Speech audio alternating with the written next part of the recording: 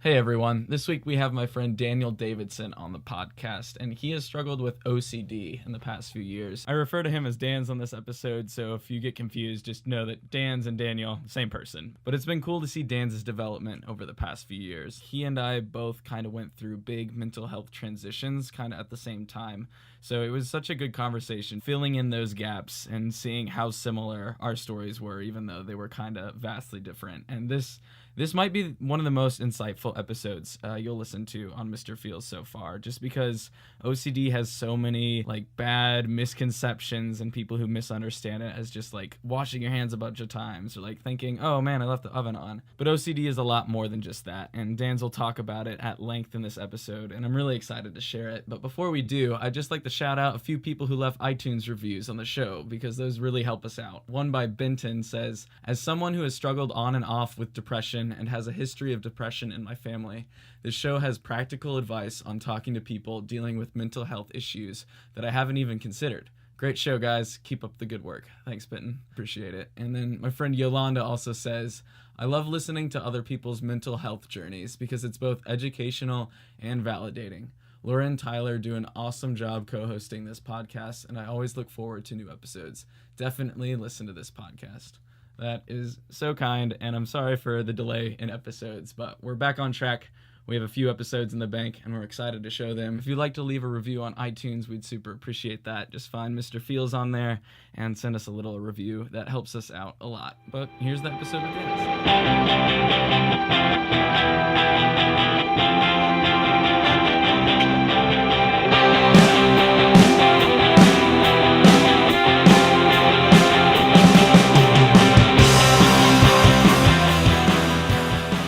Hello and welcome to the Mr. Feels podcast, where we talk about anything and everything mental health related. I'm your host, Tyler May. And I'm your other host, Laura Benson. And this week we have one of my good friends who I went to school with for 2 to 3 years, Daniel Davidson. How's it going, Dans?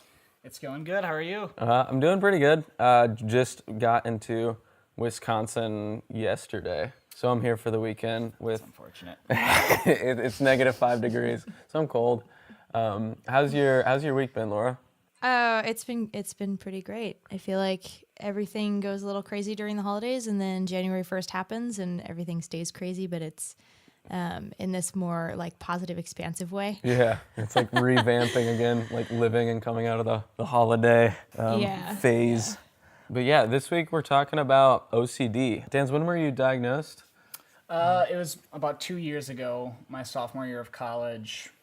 Right after Christmas break. Well, okay, a couple months after Christmas break. Okay. In about February. All right, so anywhere from 2 to 3 years ago. Mm-hmm. Do you want to just go ahead and kind of go through your journey of your experiences with it, and then finding out that you had OCD, and then kind of how that's affected you through the years? Yeah, I can do that. So I've pretty much experienced symptoms since I was younger. And I was always an anxious kid, and I guess I never knew how to describe myself as anxious. That's how I lived every day. And I remember some of the weird things that would happen to me growing up was basically that I'd always have these weird thoughts that I just couldn't seem to stop thinking if I thought about it, and so. Mm-hmm. It could be something really weird. For example, I've grown up in a Christian home, and I remember one time having a really bad thought about God, and I wasn't sure why that happened, and so I immediately internalized it and thought I was a terrible person for thinking that, even though I didn't mm-hmm. control that. It was involuntary. It popped up in my head, and so I would get so fixated on the fact that I had a thought like that and what that could mean about me that it would take me a while to finally get over that thought, and I'd be constantly praying to God, asking for forgiveness for it and all that stuff. Mm.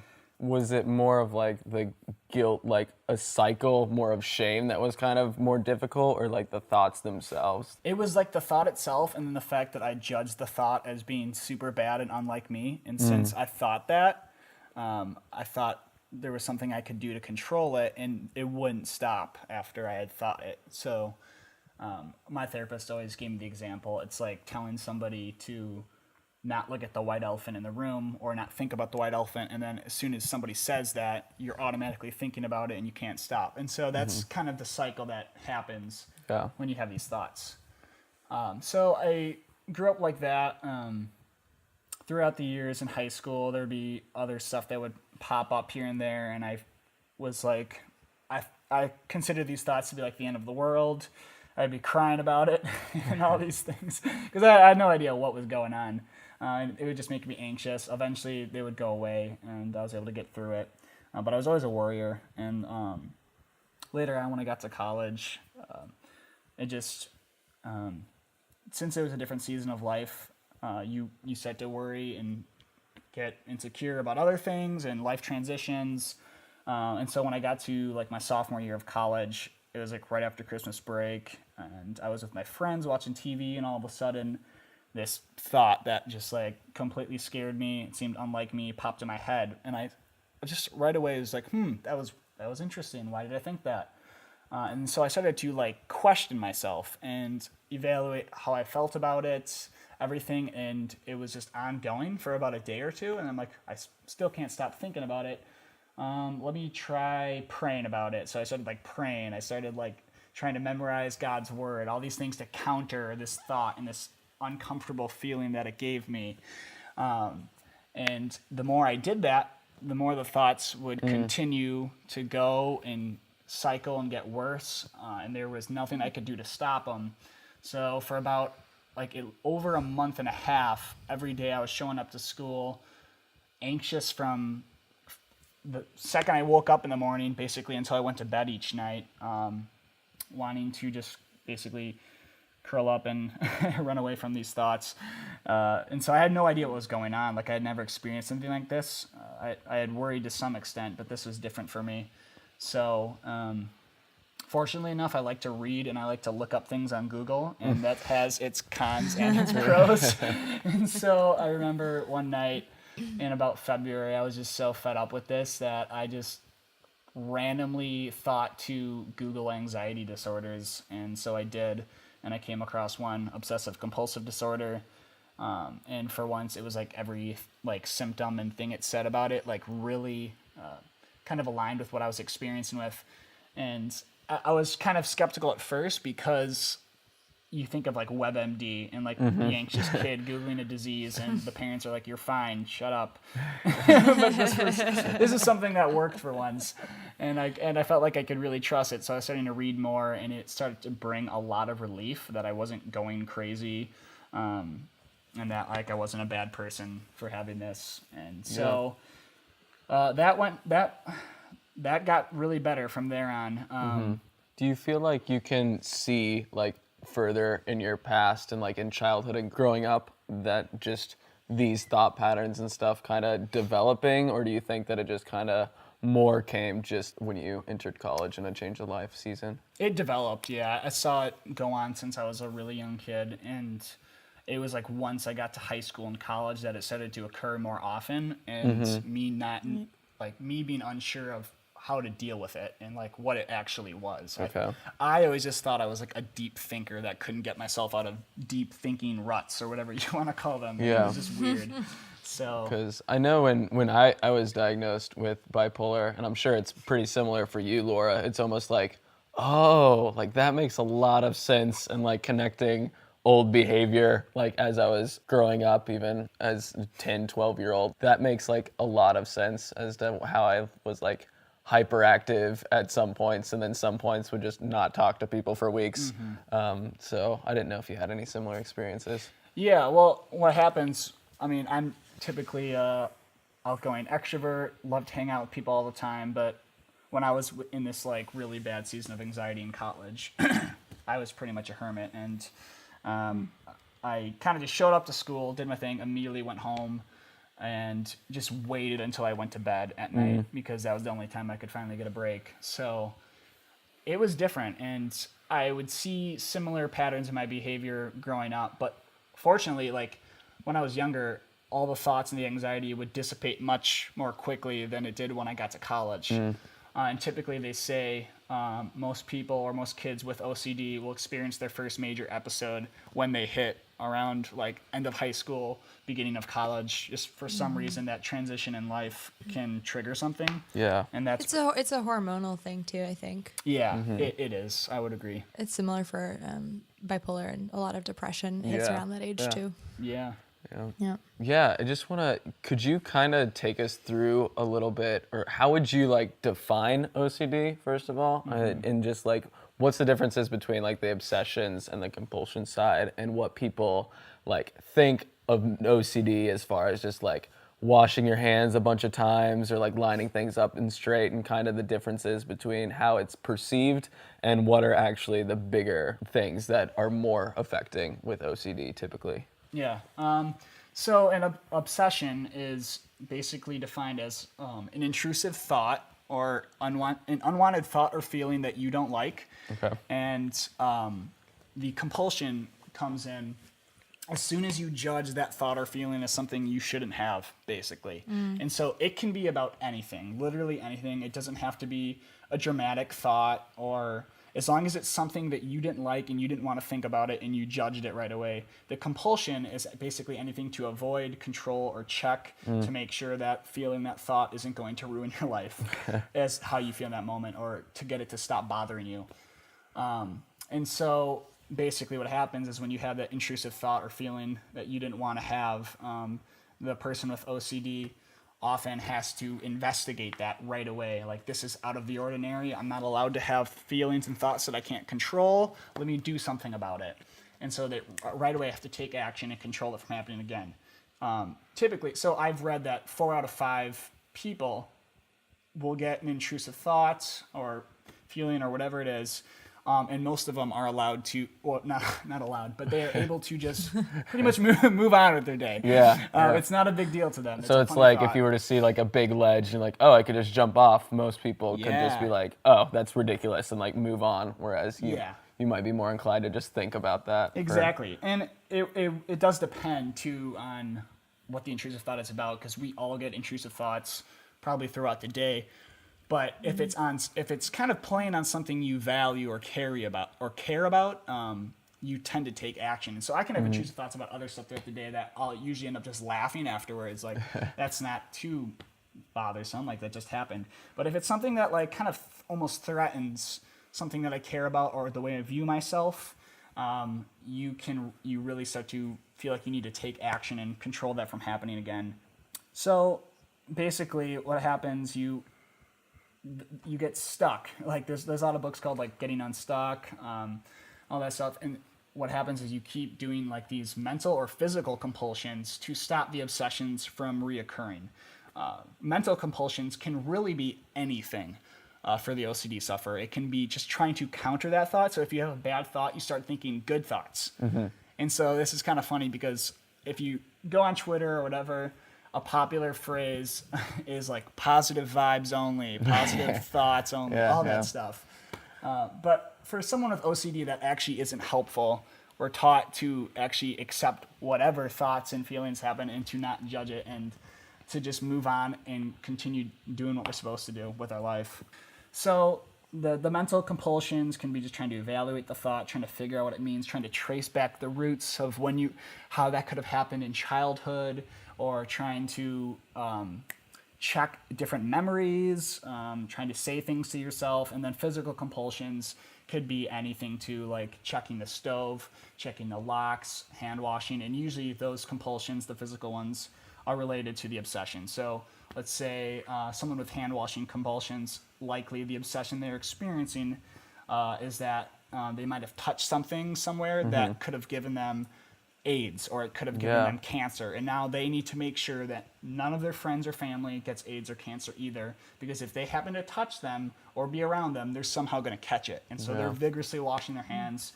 So really, it's the thought behind all the compulsive behaviors, and most people only see the compulsions, but there are a lot of people with OCD with compulsions you cannot see, and they look like everybody else throughout the day, and you would have no idea they're struggling. Yeah, I remember talking to you about a week ago or so just about intrusive thoughts, and I was, because I have decent amounts of anxiety that flare up at certain times, and that's when I start experiencing more and more like intrusive thoughts, and it got like I never had that really before until like this past year. Laura, have you ever had like intrusive thoughts or like things that come up that you couldn't? All the time. Every day. I'm hearing you talking. I'm like, oh no, I am so. Yeah. Well, yes. And I think the what you were saying about attaching judgment to the thought immediately. I see how that's like the dangerous tipping point, you know, because I have tendencies to have intrusive thoughts and then judge them. And then that, you know, that was one of my big triggers when I like had my kind of biggest manic episode, was that I was like, began really focusing on all of these negative dialogues that I was feeding myself. And then I would judge myself for feeling this way or thinking these things. And then you get into this like really tricky cycle of basically just keeping yourself in pain constantly, so you don't have a fighting chance to recover. You know, I'm curious what the tools are, because you mentioned quite a few. You mentioned that you've, you know, you naturally came around to praying and to like reciting text, which I think is, you know, probably really effective.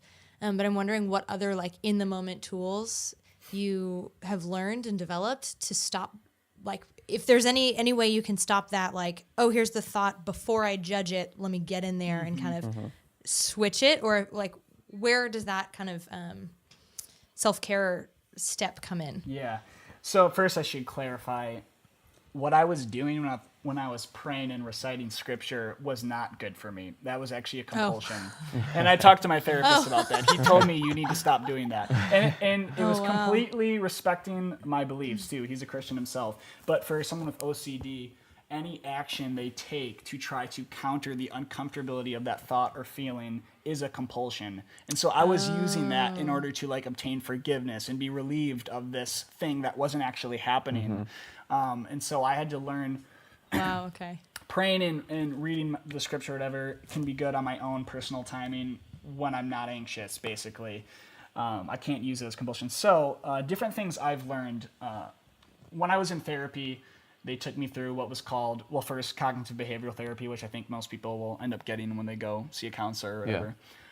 But another one was called exposure response prevention, ERP, and that's been the most effective therapy for OCD so far, which basically is in short, it's confronting your fear. And so they have you take certain measures to expose yourself to that thought and to allow the anxiety to just rise to a high level. You get there slowly. You work your way up, but you let the anxiety rise and you teach yourself to not respond to it, to not try to counter it or do anything to make it feel better. And you pretty much are forced to just live with that anxiety in the moment, knowing that that's okay. It's a lot of it is just teaching you to tell yourself it's okay in a way, to not feel like the world is not on your shoulder right now. Things aren't just going to happen because of this or that. So that was really helpful. I did that for about 2 months and slowly worked my way up. It's a really frightening therapy to go through. That's the last thing you want to do. That's what you spend all your time each day avoiding, are those thoughts and feelings. But you have to try it, and you have to take the risk that like this is going to suck right now, but it's going to be so much more worth it later, and this fear isn't going to have hold on me anymore. Or even if it does, you're okay with living with that fear. Like, it's not going to control you. Another thing that I've recently been getting into the past couple months has been a little bit the app Headspace. I've been trying mindfulness, which I never knew anything about before, but basically what they kind of teach you is to just sit in the moment and focus on how you're breathing, focus on notice what thoughts are going on in your head, and kind of almost just like taking a step back and observing it and not like judging any of that, and to just be comfortable in the present and not focusing on the future or what happened. None of that is relevant right now. So I've been really like following some psychologists on Twitter and other books that I read who kind of take a little bit of that philosophy of just not like judging every single thought and experience you have, and not having a causation effect on every thought we have, like that this must equal this if this happened.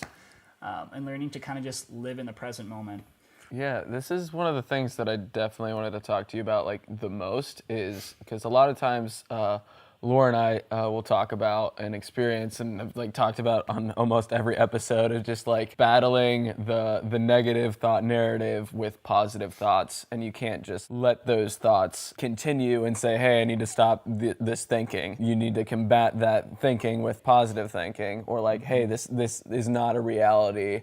But this is like a better reality. And so like combat it with thankfulness and appreciation and more meditation types of mechanisms. But with OCD, that's not a helpful thing to do most of the time. It's almost just like you have to think the thought and just ride the wave out, rather than, is that like, I don't know, like that's never been a good solution almost for me, because with depression especially, it's usually like combat that. How do you, I don't know, what is that like? How long is that ride the wave season sometimes? Is it like, oh man, I'm going through this for like weeks, or is it like a day, or like what capacities does that affect? So I am not like an expert or anything. This has worked for me, and so I don't know if that therapy works for other disorders or depression, bipolar, any of that. I really don't know. I know it's helpful for OCD because subconsciously you believe that feeling and thinking a certain way is just not okay, and there's only like one. It's almost like you subtly believe there's only one way to think and feel every single day, and so it's like it's getting rid of those patterns and those behaviors and beliefs, as they're not helping you get anywhere. You're actually stuck when you think that. So can you repeat the question again? Yeah, I was just wondering how that affected you, because when I was talking to you about intrusive thoughts. Yeah. Sorry, I got chocolate in my mouth. Like, this is a good time to get some chocolate. It'll be cool. Well, I don't know. I mean, so like my tool that has been the most effective by far in working with my anxiety and my experience of depression is mindfulness. So like, I want you to ask that question again, Tyler, because I think it sounds like it's a little different for OCD, but yeah. So when I started having those experiences with intrusive thoughts, I kind of, for the first time, like used the strategy that you kind of just told me, as far as just like accepting that, hey, this is a reality, and like that's okay, because I noticed that I was having like exponentially more intrusive thoughts when I would get pissed off, and like I can't, where is this coming from? But I don't have any like I usually don't have the obsessions, but I definitely don't have the compulsion aspects. But for you, I know with your intrusive thoughts, like when you go into that, you're riding the wave rather than just trying to combat it. So how long do those like seasons last, and to what effect do you have to like ride out the wave of these thoughts? It's pretty much a moment by moment in day-to-day activity. Okay. And I'm not always successful at it. There's a lot of days where, especially if I notice if I get a lack of sleep as well, I'm just not as equipped for the day, I think, because I give into anxiety and stress better. So there's so many variables that can affect how I respond to my anxiety throughout the day. But you pretty much have to just recognize when it comes up. That was another treatment plan they always told me to. It was like recognizing, renaming, and revisiting what you were doing. So I pretty much just have to recognize the anxiety or thought when it's there. And a lot of it stems from mindfulness practices. I think they kind of teach you similar tactics as knowing what's there, naming it what it is. Okay, that's anxiety, or that's just another thought, me overthinking again. And then, okay, what am I supposed to be doing right now? Oh, I'm at work. All right, I'm just going to go back and work because this isn't important. And you're going to, like, even when you do that, it doesn't take anything away, but you're still experiencing the anxiety, and it's really just you practicing. It's almost like a mental health workout. Like it takes a lot of work to get there. And some days you're good at it, and some days you're not. And I'll let the anxiety sit, and I'll move on, and I'll get to the end of the day, and it was almost like nothing happened. And technically nothing did happen. There's nothing happening. Yeah. You have to kind of just accept that, like, when you accept these thoughts and feelings, that even if the worst were to happen, like in the end, it's generally going to be okay. Yeah. And that's really hard for you to accept. It's super hard to accept those thoughts. One quote that I read the other day that was super helpful, especially for like anxiety, but I feel like is definitely pertinent mostly to OCD, is a quote by Spurgeon that just says, never judge the anxious and the hypochondriacal, I think is the word that he uses. Just because it's in their imagination doesn't mean it's an imaginary. Right, yep. So what's real to them that's their reality. Just because it's not real and they're making it up in their head doesn't mean it's just as effective and damaging. Yep. So that's a huge deal with dealing with not necessarily like we have to deal with people like you and me and Laura, but like and just helping one another out. What are some positive ways? How about being compassionate? Yeah. Laura's always like the angel on my shoulder whenever like I start saying just, oh, you people are crazy, and like using all these words. I'm like, oh yeah, that's probably not helpful. So how can you help me help people with OCD and similar anxieties? What are best practices for friends and family to be able to help out? Yeah, it depends on the person, and this is going to be really hard because I don't always practice this out, so I'm going to say this kind of with a guilty conscience, but one thing OCD people really are looking for, that they shouldn't be looking for, is reassurance from friends and family, and they want somebody to tell them that you're not crazy, and that this isn't going to happen that you're thinking about, and they want to make, that's a compulsion, they want to make sure that they'll be okay. And I still struggle with that one because I like those reassuring words. But if you really want to help your friend succeed in therapy and recovery, it's not providing those reassurances. That's one step. Another is kind of just asking them how they're doing, and gently listening if they want to spill out whatever they're talking about with you. Not necessarily offering any words of advice or comfort or anything, but being with them, hugging them, whatever it takes. They just need to know that like people aren't judging them because they're likely judging themselves. Yeah. And yeah, you can just keep them in your thoughts and pray for them, help them out.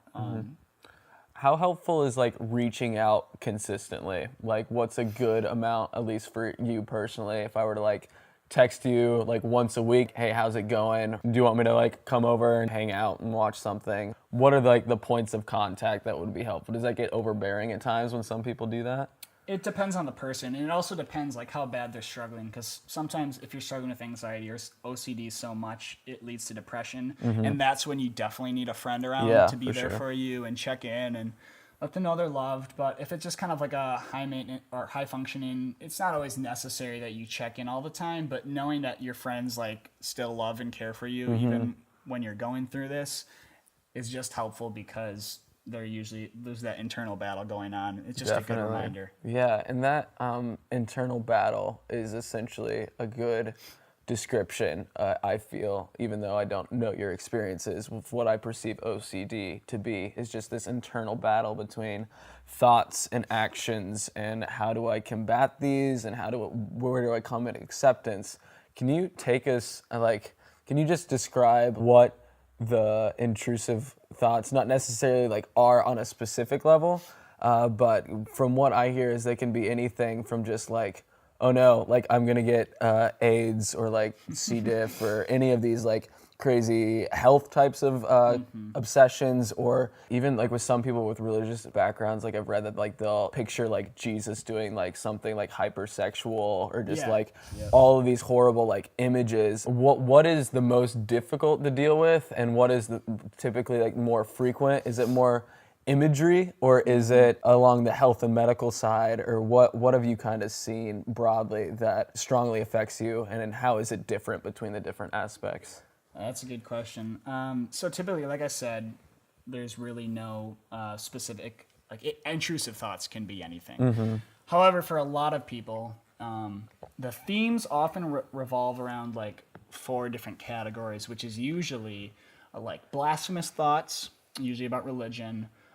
They could be sexual thoughts that they didn't want to have any part in, whatever.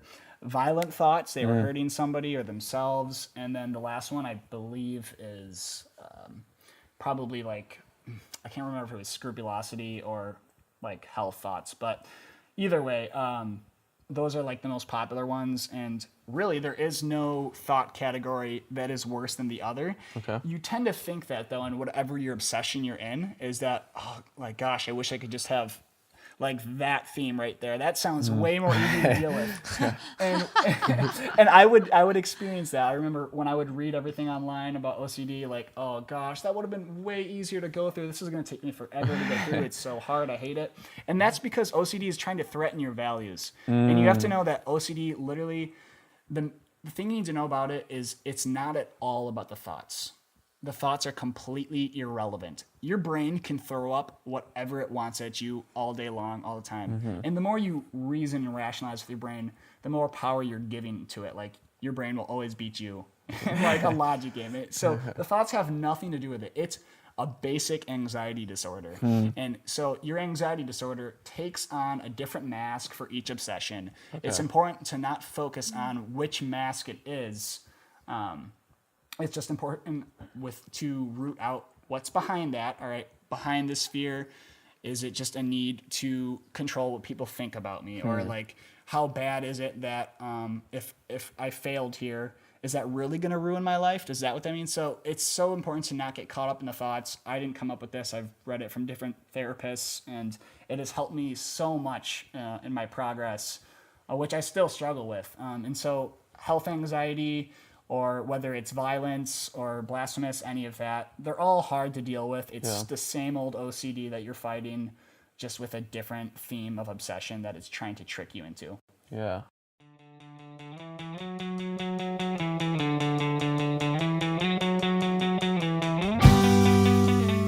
Hey, just want to take a quick break from Dan's dropping some wisdom to ask for a little favor. If you could, think of somebody who might enjoy this podcast, whether it's this episode or another episode you've done, maybe somebody who's struggled with mental health problems. Think of somebody who might enjoy this. And if you could, pull out your phone and shoot them a quick text and say, hey, I think you might enjoy this podcast.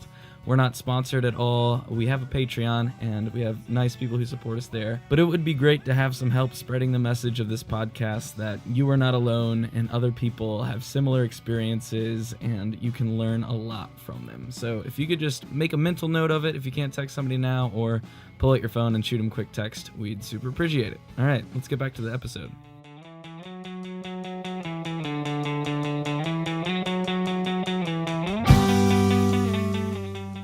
I like how you described it kind of like as a mask, when it necessarily doesn't matter what that is, but that it is. And one, I just recently read Turtles All the Way Down by John Green, who has OCD, and he writes from the perspective of an OCD character.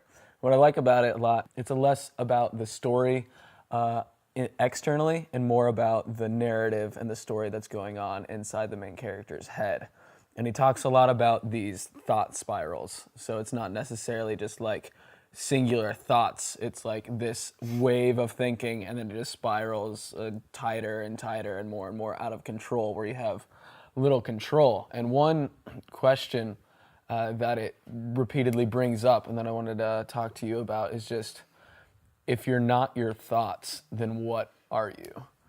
And that's something that like the main character struggles with a lot, and it's just like coming to terms with that. Is that one of like a big struggle of just like trying to figure out like, who am I? Is there any identity crisis that comes along with this? No, there is. I remember specifically thinking that too. Is who am I? If I'm not, like, well, which thought can I trust? But that's kind of a weird question to ask, because you don't ask that throughout the day with your normal thinking behaviors. You tend to believe the thoughts that you have, I guess, based on whatever it is that you value, you care about, and you practice. You basically inherently you know who you are and what makes you you, what your identity is, what you care about. But when you think so much and there's so much noise in your head, it just blocks the way from you actually thinking clearly, because like that's only a question like you would have if you're struggling with anxiety and all these mental illnesses. It tries to confuse you who you are. And once you can learn to just trust the process of recovery and a therapy plan, you start to uncover that later. You're still the same old person. You're a healthy person. You enjoy what you enjoy. You believe what you believe. And those things matter to you. And it's important to just keep focusing on that and not what you're thinking about.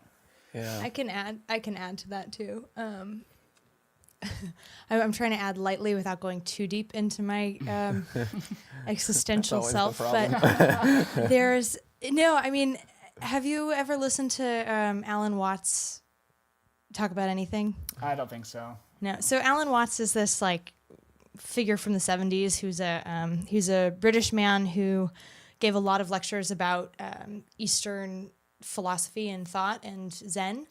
And he has a one speech called What Is, and he talks about how we are so attached to identity even being real.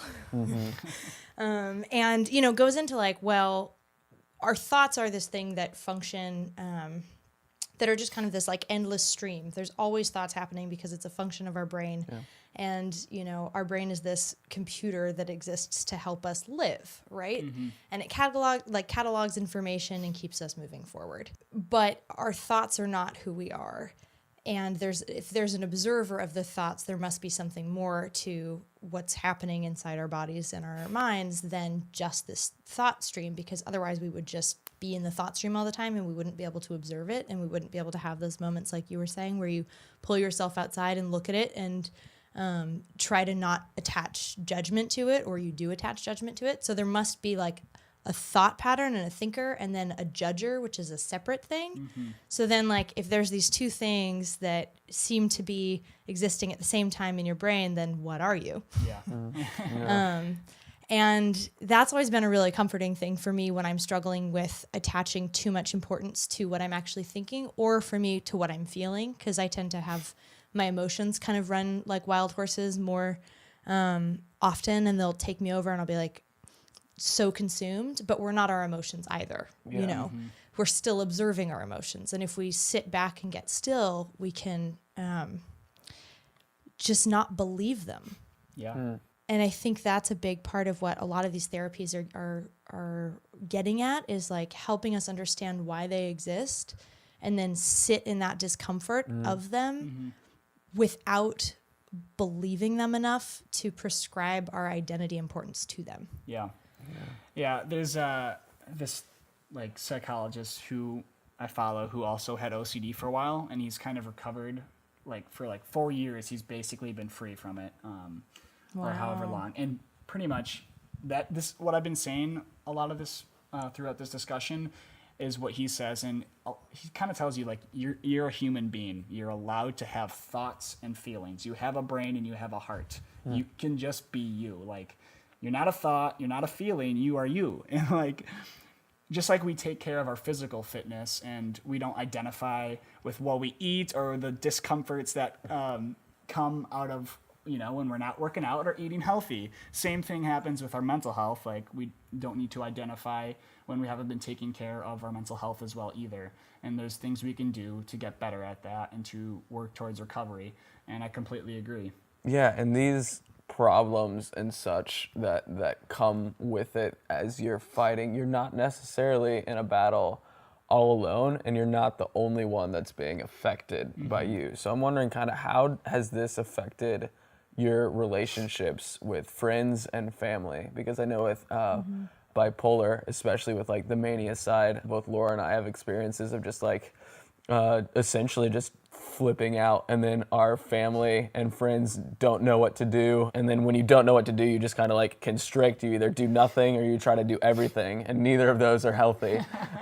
So how has it kind of affected you, maybe when you kind of begun and went through your most prominent episode, and how did that kind of affect like even your family and friends? Yeah. So when I was going through it, I wasn't diagnosed and I had no idea what it was. I did isolate myself from everybody, so nobody knew what it was. And I remember opening up a little bit to my brother, and my brother is good at making things lighthearted and keeping the fun alive. And so he tried to use that because that's what he knows to do to help me. And it worked only to the smallest extent because it helped me place less importance on the thoughts in the moment. But once I got diagnosed and the seasons that I've still struggled, it can be hard for your family because at least how I work through it is talking about it a lot and talking about my thoughts all the time, trying to check the validity of them, the logic of them, and you can literally just run in circles all day, thinking you're constantly getting past that thought and that logic, and then you end up coming back to it in just a different way. And so it can really just annoy people or drive people away from wanting to spend time with you and at least make you want to work through it yourself. I have tried to keep a limit on who I talk about that stuff with, just because I respect my friendships and my relationships with people so much. So, but even still with family, my family's done such a good job of being there for me and showing me love and not judging me. But I do know that it can kind of drive people away some days, just because it's so consuming for you and you just want somebody or something to help free you of it in that moment. But really, we need to be forced to work through it on our own. Not that you isolate yourself. Like, there are other people struggling too, and you need that comfort. But specifically for OCD, reassurance is not going to help you, and always talking through it all the time isn't going to help you get any better. And so just having people around you that like still care about you, even if you're not talking about it with them all the time, that's super key. But yeah, I think mental illness in whatever form always affects relationships negatively if you're not getting help. Yes, and not going and forcing your family and friends to be your only source of help. Yeah. It puts a lot of stress on yourself and them. I'm kind of want to dive a little bit into specifics on relationships as far as like friends, because from my perspective of knowing you, and as knowing you kind of throughout the development of this OCD, it was like Dan's, or nickname is Dan, so I've been using that colloquially. And so I'm just like, wow, Dan's just thinks Dan's is too cool for me. Like he just doesn't want to like hang out. He's got That's like his core group of friends that like I thought I was a part of, but it's just like too cool for school almost. And that's like the impression I got, not like a dude who's struggling to like think straight. Yeah, that's not what was happening. Yeah, because we talked about how we both kind of perceive the other as like being a cooler form of how we think of them, and then how they actually are. And how have you kind of had to deal with those false perceptions, and kind of as you've understood more about yourself, had to like, I'm sure, re-educate like yourself and your friends, like, hey, no, like this is kind of what's been happening. I know it's been a big struggle for me to like have to essentially go through all of that again with almost like all of my friends, just so they have like a base layer of understanding, so that we can just like, all right, this is what happens. I was suicidal for a while. We're chill now. It's all right. And they're just like, sometimes they'll just get stuck on like, whoa, like what happened, and like want to park and like go through all of that again, which is not necessarily the best thing at sometimes. But how have you dealt with that? Yeah.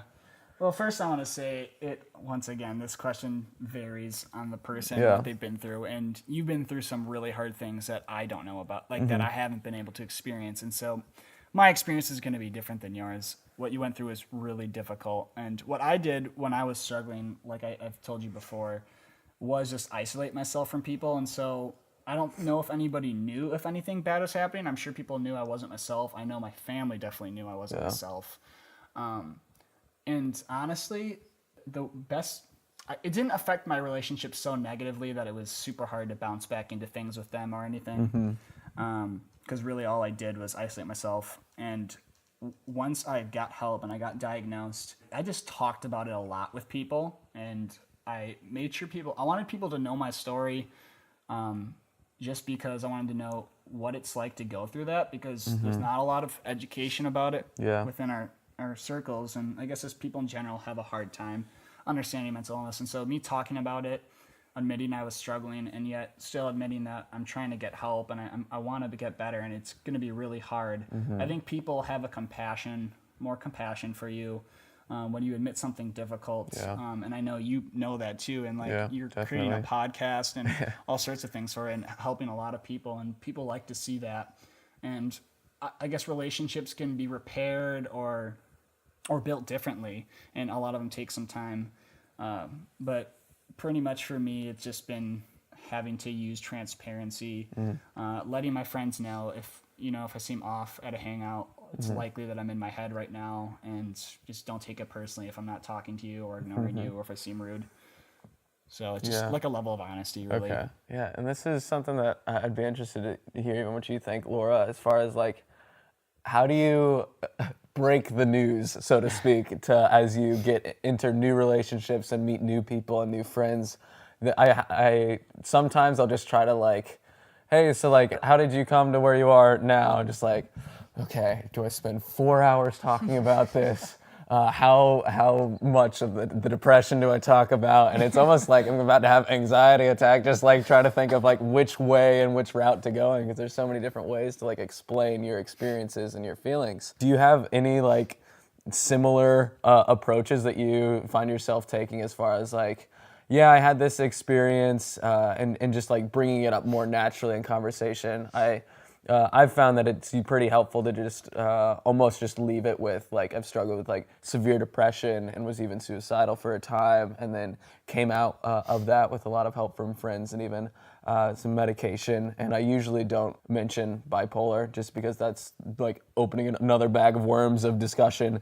And so how do you inform people for the first time and break the news, so to speak? I mean, this has changed for me every year, every few months, to be honest. When I was first diagnosed, I moved back from Los Angeles to my hometown. And so it felt at that time really important for me to tell people like why I was home. Yeah. And part of that was attached to my story of being a failure because I was back home with my parents. And so now I'm like, I didn't need to do that. That was me judging myself for where I was and feeling like I needed to give people context I do for that, and so that wasn't actually necessarily the best choice. Yeah. But what I did experience often when I shared that with people, because it was so much a part of my story in that moment and why I was physically there and what I was like really focusing on when I was home, is that when I shared those things, like told people where I was at and what had happened recently, I would be met with, even like new people, I would be met with similar stories. And that was really cool. Yeah.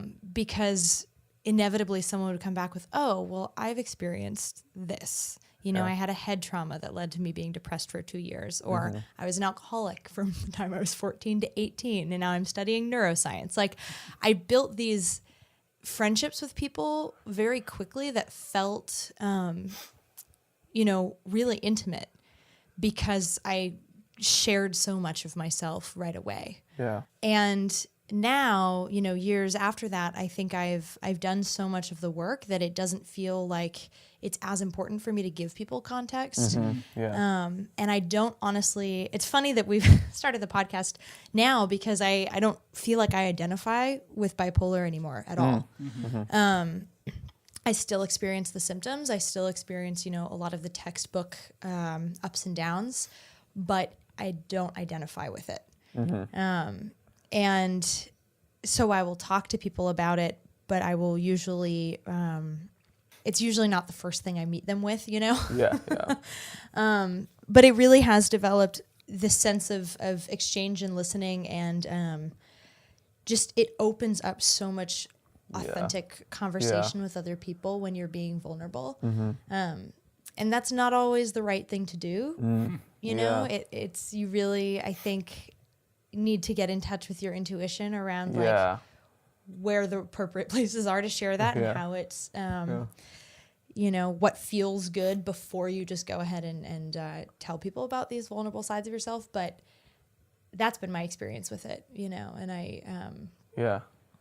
I think a good rule, at least for me, has been when in doubt, do, which is the opposite of what I normally do. Because just like you said, so many people open up and like have similar experiences. If you're just willing to say something as far as like, hey, I had to drop out of college because I had severe depression and then was basically in bed for months and couldn't do anything and lost like 40 pounds. That alone, just those two sentences of like, being a little bit vulnerable, and it's not even really being vulnerable for me anymore because that's so far in my mental past that I feel like I don't identify with that anymore. Like as you were saying. And so, like, even like people who listen to this podcast, there's one guy named Chase who was going through a lot back in the summer, I believe, and I had an outlet where I just played a gig at a convention, and I had like an audience of, I don't know, 50 to 100 people, and like just by telling a bit of my story, it got people to be more open to that type of thing, who were not only like had experiences, but were in the thick of it and kind of coming for advice and more information about my experiences to help inform their decisions to get help. And that has been super cool to see, not only helping people as far as like, wow, I'm not like everybody has these experiences almost, but also just like I am in the thick of it right now. And it's good to know that there's been some people who have been either there or worse and have gotten not only like help, but have like come out far on the other side and has been able to deal with it well. How have your experiences been, Dan? I think mine can relate a lot to yours, and both of yours in the form of like detachment from what we're going through. And it's kind of funny how there's like a strange comfort in like latching onto and identifying towards whatever mental illness you're struggling with when you're in the thick of it or you're coming out of it. And it's like, I think it's almost just feels like life is so hard for you in those moments that like you just want something to name and identify, and you want people to know that you're a little bit different that way. I don't know if that's true for everybody. Yeah, sometimes you wear it as like a badge of honor almost. It's like it's really weird. And I guess in your own way, it can be helpful or comforting for a time, but it's not healthy to latch on to what we struggle with in general. And so I think as time has gone on, and I've been able to work on different therapeutic practices that have helped me or change how I feel and think about certain things, that I've been able to detach from it and not either be so ashamed of what I'm telling people or share too much with them. I know when I first was struggling, I was too ashamed to tell really anybody what it was. So I kind of just said an anxiety disorder, and it was really hard.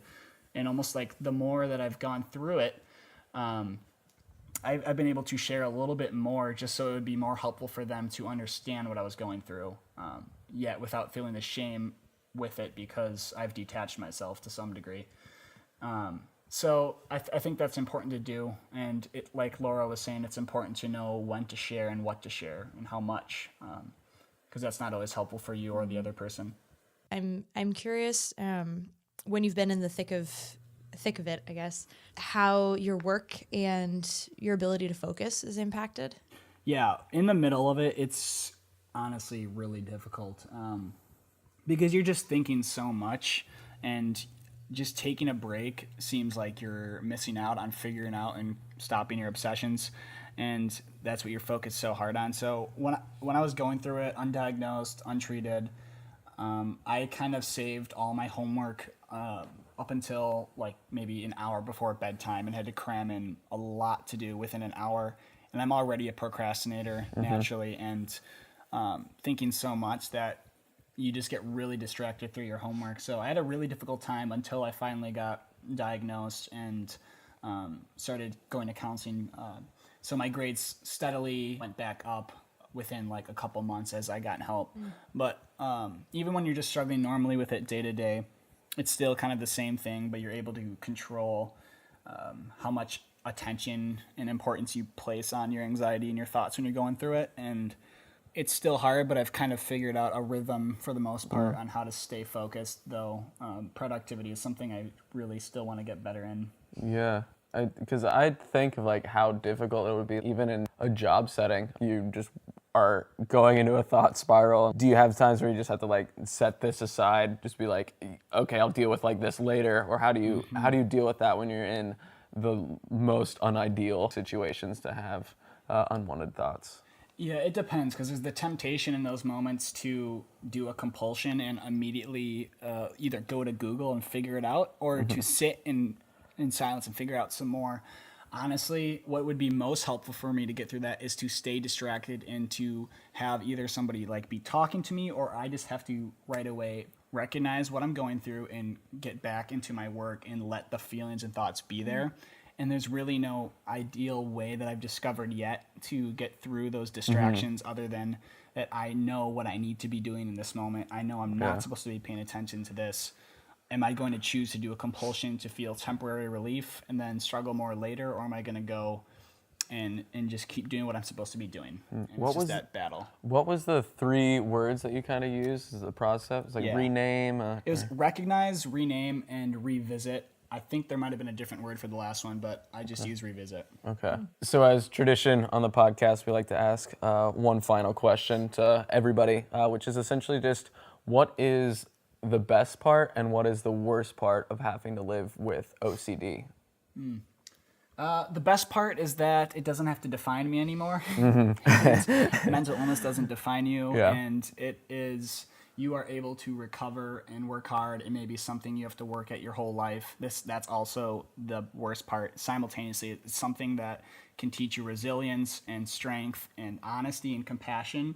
You learn a lot from your own struggle, and I think anybody could say that for whatever they're going for, not just mental illness. And so just be open to like what you can teach yourself and teach others through it, but also knowing that like it's not super easy to get through, and you're gonna have to reach out for help from people, from therapists, and show a little more compassion to yourself too as you go through it. So that's like the positive and the negative. Yeah, it's all encompassing. One thing that you've kind of done to come out of it and also like spread awareness and help for everybody else is you started a clothing line, right? Kind of, yeah.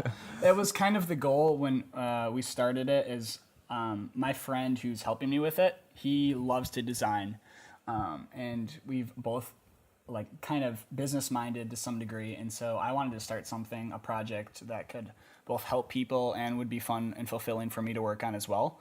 And he loved to design, so he started designing some shirts, and I thought mental illness would be a cool thing to focus on, not as in like it's cool, but using those shirts and whatever else we make is just a great way to start conversation about something, no matter what it is. Like people always talk about what they're wearing or what's on your shirt, what's on your hat, etc. And so it's kind of just a good way to get people to start talking about what they're struggling with. That's kind of the fulfilling side for me, is that I like to talk about it with people. I want to see how people are doing and kind of relate with others. And Mitchell kind of gets the fulfillment of watching that impact through work that he's designing. So it's called ILL, and you can go to our website. We share our story on there, and kind of how mental illness has impacted both of our lives, why we were moved to start it, and also just we have resources on there for... What's the website? It's illapparel.org. And so there's resources on there that we're trying to build a list. We want people to feel free like that they can come be themselves on there and get some help or education about different disorders. If you have any resources, you can let me know. I'm still trying to add to that list. But yeah, it's just kind of, we're trying to make it be almost like a support group / community, and also have nice clothes that you like to wear. And most of them just say something as simple as ill, right? Yeah, and we're working on other stuff too. We just released a new shirt kind of revolving around the whole theme of this first phase that we're going through in making this project is start the conversation. And so we're hoping people will ask, what do you mean by that? and we can start it. You can right there, like you can let people know that it's okay to struggle with mental illness and that you're not alone, and you can get help and all of that. Yeah, that's great. And have a place to provide resources as well. Yeah. You've talked at length with me offline about different resources that have been super helpful for you. So we'll definitely include those on the website. So if you want to go to mrfeelspodcast.com, we'll have a blog post that goes along with this episode that just has a lot of different resources. So do you have anything that you want to plug before we head out? No, nothing really. You guys feel free to check it out, do whatever you want, and just hope you guys enjoyed it and felt like you learned something new today. Well, thank you again so much, Dan, for coming on and talking to us about OCD. If you want more information about the episode, check out mrfeelspodcast.com or join us in the conversation on Twitter at Mr. Feels Podcast, or come on over to patreon.com/Mr. Feels, where we have more inside community sharing and some pretty awesome Yeah, other and one thing stuff I you think can we're going to follow build along. up even is the Facebook page. So instead of trying to direct people to like our individual website or just the Patreon for conversation on an episode, I think it would be really cool to have conversation on each episode just be directed on Facebook page. So we'll post on our Facebook a clear post with just about this episode, about OCD, and any thoughts that you have or even questions that you might have for Daniel. We can get back to you and get different responses and even include some of that discussion on the future episodes. And that's facebook.com/Mr. Feels podcast. Thanks again, Dans, for being on the podcast and just sharing your experiences and story. Super appreciate it. It was fun. Sweet. Thanks, guys. Music is by Driftless Pony Club. Thanks again. Bye.